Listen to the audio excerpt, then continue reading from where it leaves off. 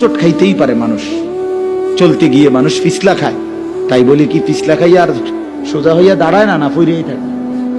তো এইটা তো উচিত, ভুল হবে। চলার পথে অনেক দিন চোখ নামায় রাখছি, আজ হয়তো নারীর প্রতি নজর পড়ে গেছে, হ্যাঁ ভুল হইতেই পারে। সবসময় সত্য বলার চেষ্টা করি, আজ হয়তো একটা ভুল বলে ফেলছি, মিথ্যা বলে, হতেই পারে। কিন্তু লাগাতার মিশা কথা, কথা বুঝছেননি আমার কথাটা? প্রত্যেক দিন মিশা কথা, প্রতিদিন বুঝি মানুষের সুদ খায়, প্রতিদিন বুঝি ওজনে কম দেয়, প্রতিদিন বুঝি কাস্টমারের ঠকা। এটা কি মুসলমান? এ কেমন ধরনের পাপে?